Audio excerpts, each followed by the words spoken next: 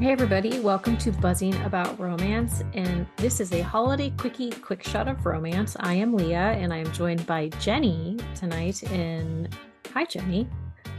Hi, Leah. And we are going to be reviewing The Wrong Gift by Emmy Leone. I hope you enjoy this holiday quickie. We will link the synopsis of the book in our on the shelf show notes at buzzingaboutromance.com. And the release date for this one was December 8th. 2022. The tropes are close proximity, workplace romance, one bed, grumpy sunshine, a holiday romance. It is dual first person point of view. The put out percentage is 74%, which actually I was kind of surprised it was that late because they seem like they bang really early, but they don't. But I once they don't. but once they bang a lot. Yeah. Yeah. It is only 190 pages, so it's not super long. It was quite spicy. And Yeah. yeah, you would agree? Yeah. Once it gets there. But I feel like there's enough like tension, like once she gets to his apartment, that like I don't necessarily need the like intense spice. Like there's enough, it's gonna Yes, happen. there's a good build up. Mm-hmm. And now the ultimate question for our holiday quickies. Does this pass the Die Hard test? I'm gonna say no. You're gonna say no? Yep. Why do you say no? Okay, so it's the wrong gift, but she gets fired before he knows what the gift is. Right. In the circumstances that lead to them, like with one bed situation, could happen pretty much anytime. This is true. But here I'm saying a maybe because the only reason she purchased him a gift was because of the Christmas itself. Like she would not be buying these presents for everybody in this office. So let's preface Yes, this. So Chloe is temping in an office called Zentello Pharmaceutical. So she is temping. So I think the reason that it does pass is because she wouldn't be buying these people presents if it had been around any other holiday. So the Hmm. basis of the time frame and why she's getting the presents is why it passes. I know, but she gets fired because she like releases quote unquote. She does, but at the same time, she when she is handing out those presents, she doesn't know she's fired. Like she gives him the present after she gets fired, which actually makes it that much funnier. It does. It does. It is a very like, hmm. It's a crucial part, but I don't feel like it's a crucial plot point. We I could mean, fight this forever.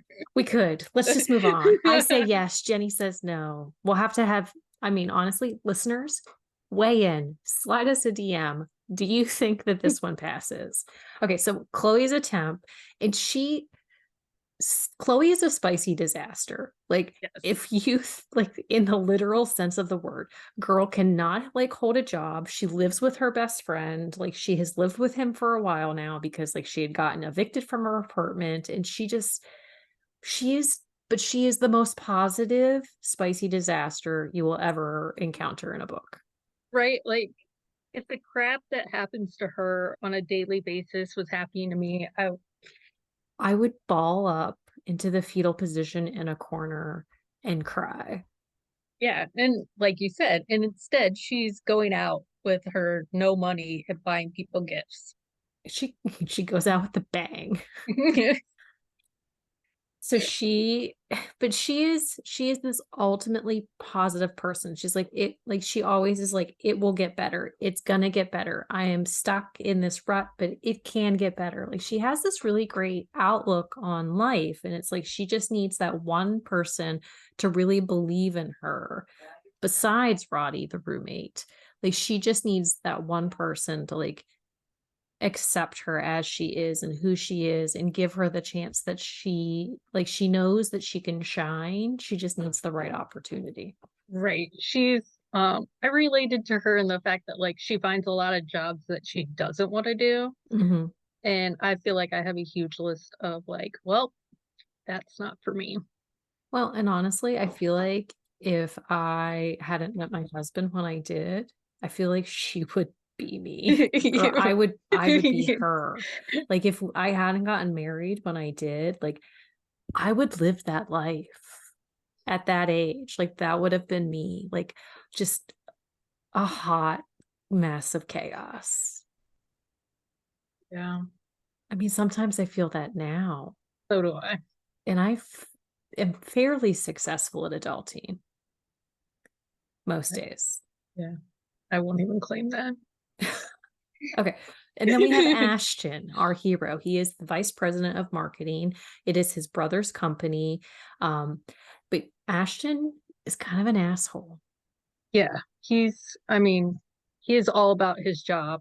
Like, he's good at his job, but Well, he's very type A. Like he is a very type A person and has a hard time relinquishing any control. So like he's a workaholic. He got burned by an ex. So like he doesn't date, he doesn't do anything. Like women are the devil incarnate to him.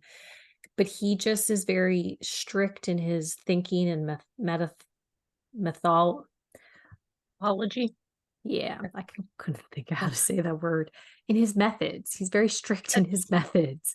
And Well, and that's, I honest, mean, part of the temp, right? Like, he yeah. won't hire new people because, like, he has his people and it's working, but Well, they he just need more has, people. yeah, and he just has extremely high expectations of these people. And honest, and at one point, his brother's like, your entire department could run without you because of the way you have trained them and created this department. And he's like, I don't know if I can let go. Right. Like, but I do like the fact that there are so many people in his life that call him out when he decides that he's going to fire Chloe. Like they're like, it is the day before, like right before Christmas. Like you are a Scrooge. Like Right. Like, you who are does that? Like, Ebenezer. can you wait until, like, Like I don't know, even the even his 26th? yeah, like even his brother, like co-CEO of the like of company, co-founder of the company is like, is that the right decision? He's like, yeah, I think it is. It is not. No. And that bites him in the butt. Well, maybe. I mean, I guess it works out in the end. I mean, had he made different choices, maybe things would not have happened the way they did. But so Chloe gets fired. She takes it with a grain of salt and the grace of not many people would take, Right. and gives him gives him his wrong gift, and then goes home. And things happen. We're not going to tell you Yeah. what, but things happen. And she ends up her and Roddy's little sugar glider, which if you don't know what a sugar glider is, look them up. They are adorable little creatures. They are adorable little creatures. Although I did find some pictures and I'm like, ooh, that one's not cute. Yeah. I'm not an animal person, but yeah, I'm not a fan. Well, we can't all like them. That's okay. Yeah, As Becky likes to say, it's too close to a bird for her. So we it all is. know we all know Becky's feelings on birds. But so Buttercup the sugar glider and Chloe have been displaced. And Yes, and Rodney is in Hawaii, so he's not in like a position to easily come back and help her no, out. no, so he's gotten like the job of a lifetime, like doing this photography shoot. And so like he's in Hawaii for weeks, like over Christmas. And it's just the two of them because they got kicked out by their parents when they were 18 for reasons. And that's again something you need to read about because I really like the fact that the two of them like really stuck together and stuck to their guns like when they got kicked out. Yes, I agree. And I mean, Rodney's like he's a side character, but like he's a whole nother. We won't talk about him much. Yeah. You have to read it because he has good intentions, but we still are not loving him. Like we do, but we don't at the same time. But we're all fairly judgy when it comes to our characters on the page. But I do really like the way. So anyway, so something happens. Chloe ends up on the news, and the company is in the crapper because of what she says. It was not intentional by her in any means. And so Ashton's brother is freaking out and he's like, you have got to fix this. And so Ashton does. He moves her into his tiny little 1-bedroom studio apartment, which dude is the VP of this huge company. Right. And he's in this apartment with like used furniture and like whatever. It came furnished. Like that was Yeah. his reasoning for getting it. But when you find out like why he moved into it originally, like you understand, but it's like you've lived there for how long now? Like you Yeah. have the money to Yeah. move. But anyway, I digress. Grump, like hardcore grump there, friends. Well, and he lives for work, so like That's true. maybe he doesn't use the apartment. I don't know. Well, he basically said he uses it to sleep every once in a while. Like he is rarely there, but he has a maid. Right. Like she washes his sheets for him once a week. It's like, dude, you live in a shoebox and you have Yeah. a maid. Like, one of these is not like the Yeah. other. Probably her easiest job. Oh my God, she probably does the entire apartment in like 15 minutes. Yeah, and then just props her feet up. Like the laundry takes longer than it does to clean the Right. apartment. But as the story progresses, like you see like Ashton, like he's like you understand like where a lot of his grumpiness comes from and like why like he is the way he is. But like Chloe definitely like her bubbliness, like she like rubs off on him. And Buttercup loves, she falls in love with Ashton. He did not love her at first. I mean, I can't blame him. I mean, I can't either. But I did really like the growth of his character and the change in his character. And like Chloe, like she gets this opportunity because of the situation they're in, and she thrives and flourishes. And I just love that so much. So like at the end of the book, she's still a little bit of a spicy disaster, but Right. she like owns that. Yeah, and I mean she knew that, like she knew She knew. Yeah. Yeah. But She does not claim to be anything else.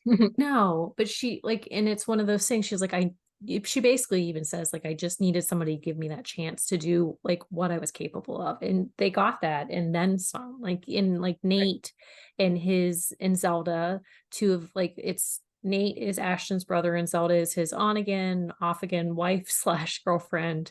Right. We don't know what's happening there. I kind of hope we get their book. I know, because I was looking afterwards. I was like, oh, and then I thought, but nope, it's his other co-founder.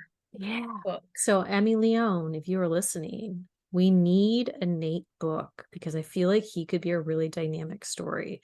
And I like Zelda a lot.